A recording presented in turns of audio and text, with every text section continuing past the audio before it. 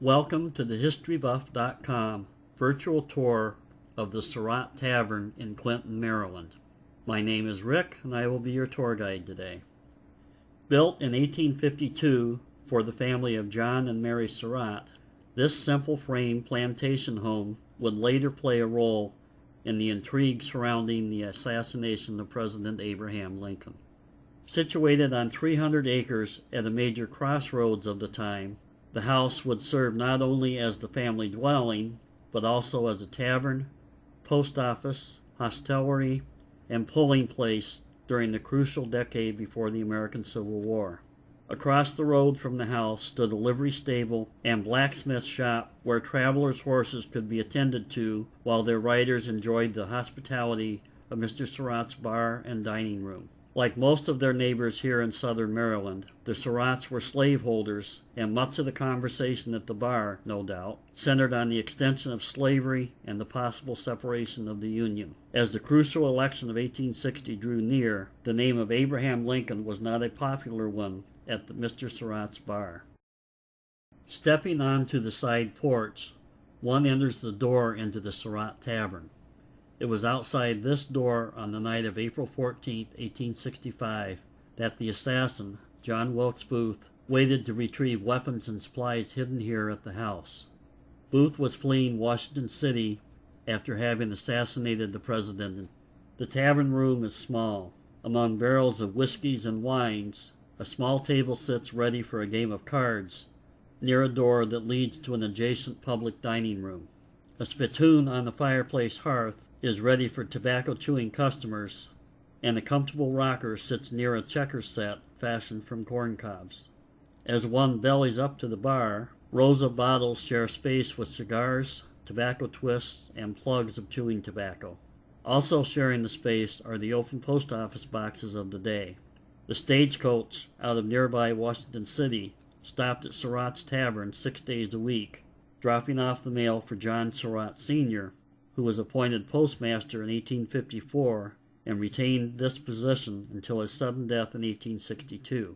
During this time, the surrounding area became known as Surrattsville. The portrait you see hanging above the hall table near the foot of a simple yet graceful stairway is of Mary Surratt. Stopping at the parlor door to peek inside, we find a gentleman's chair to our left in front of a whatnot shelf in the chimney corner. Victorians loved knickknacks and the new invention of photography and displayed these on graceful shelves such as these. An ornate gilded mirror hangs over the mantel. Called the tabernacle or overmantel mirror, it was designed to reflect light back into the room from its high perch. In the opposite chimney corner sits a sturdy melodeon. This instrument is played by pumping the foot pedals to breathe air through leather bellows. It sounds much like an old church organ. Both Mrs. Surratt and her daughter Anna were musicians. A needlepoint side chair and a velvet sofa were able to accommodate visiting ladies with their wide hoop skirts, which were popular during that day. Between the front windows stands a lovely ladies' writing desk, which belonged to Mrs. Surratt. We are now in the public dining room. Here, male patrons could enjoy 3 meals a day. A full breakfast cost 31.5 cents. Supper was served about 6:30 in the evening and was a lighter meal of perhaps oyster stew and biscuits. It too cost 37.5 cents.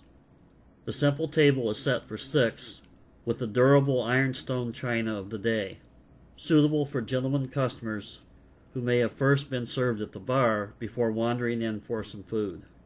A simple cupboard in the far corner holds other items, and the table near the door has a large water cooler with spigot, and also a bowl full of Maryland beaten biscuits, a bread recipe unique to this region. We are now in the family dining room. While the public dining room served gentlemen travelers and patrons at the bar, female travelers who stopped at the Surratt house on the stagecoach during mealtime would be served here in the family dining room. The sideboard holds a Chinese export meat platter, a pressed glass compote of fresh vegetables, and a painted Chelsea tea service dating to the mid-1800s. The dining table is set with transferware china. Notice the handleless cups and saucers, which were in vogue during this time. A rustic corner cupboard and a drop-leaf side table complete the furnishings in this dining room. In December, John Surratt was introduced to John Wilkes Booth and was recruited into the original plot to kidnap President Abraham Lincoln. Booth and other members of the gang became frequent visitors at the Surratt's home in Washington. When the kidnap plan failed, 2 Spencer carbines and other supplies were brought here to the country home and hidden between this dining room ceiling and the floor joists of the bedroom above.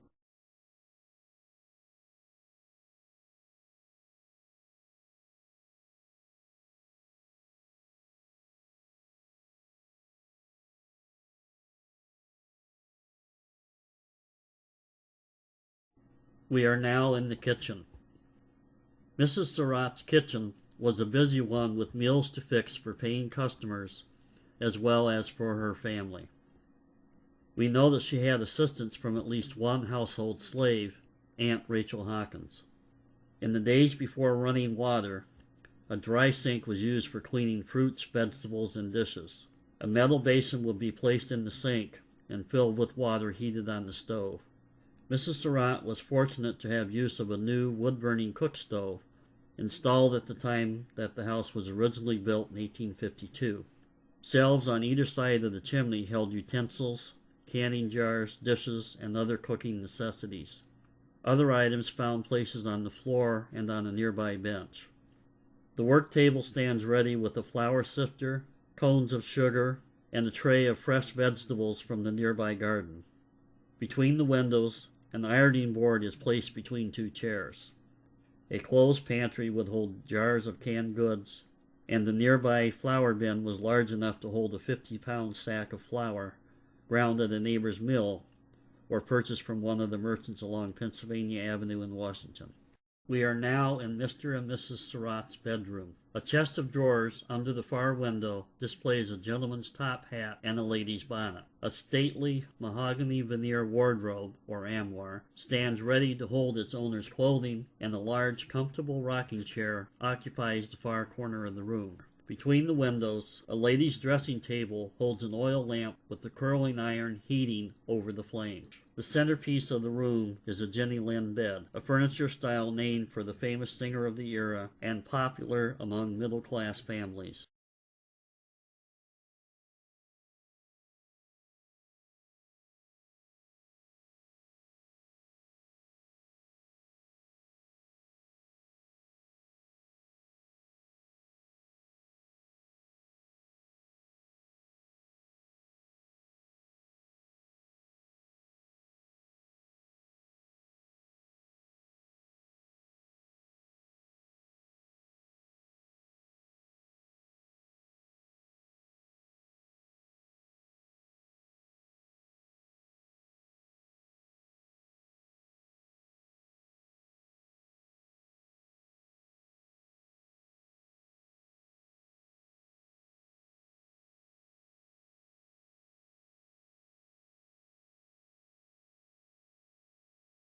We are now in the traveler's bedroom.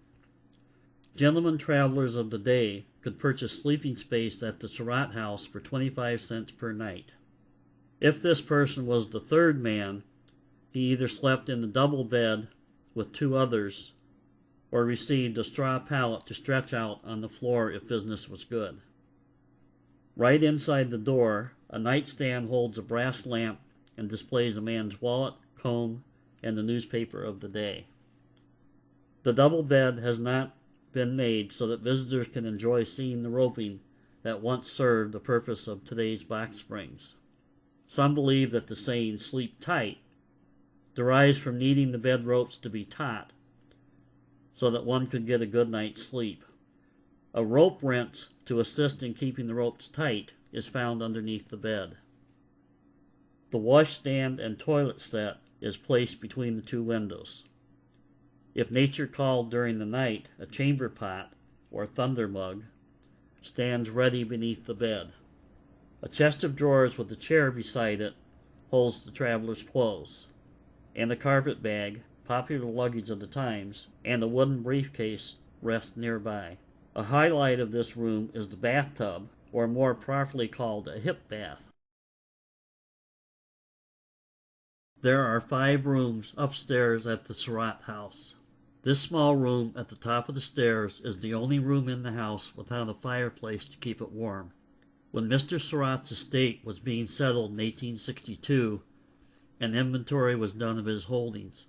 This inventory mentioned bedroom furnishings for 4 rooms.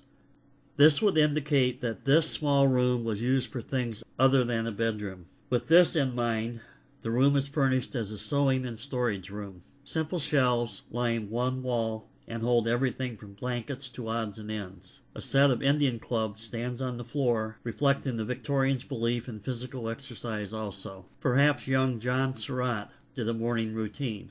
A treadle sewing machine near the window was a new invention during Mrs. Surratt's time. While these machines could not do intricate work, women welcomed the help that they got in sewing some straight seams, especially in the voluminous skirts that were the fashion. A dress mannequin near the sewing machine displays a hoop skirt and an elegant cut velvet cape. We are now in the Surratt attic. Through this tiny door is a small attic room over the kitchen wing of the Surratt house. According to testimony given during the trial of the Lincoln conspirators, the tenant in 1865, John Lloyd, had asked Mrs. Surratt for a key to get into this room. She had told him that she had things stored there. Her son, however, obviously had a key in March of 1865 when he and another member of Booth's gang stored the Spencer carbines there after the failed kidnap scheme. Descending the stairs into the room, John Surratt turned around to face the wall of the main house and slid the guns in a narrow space between the ceiling of the downstairs dining room and the floor of the adjacent bedroom. The red arrow on the panorama is pointing to this space. There they stayed until the night of the assassination. The one gun that Booth left behind was then suspended by Mr. Lloyd downward between the dining room and kitchen walls below. Lloyd later confessed to detectives that the gun was there, and it was retrieved and used as part of the evidence that sent Mary Surratt to the gallows and her son on the run to Canada and Europe, following the great crime of the 19th century.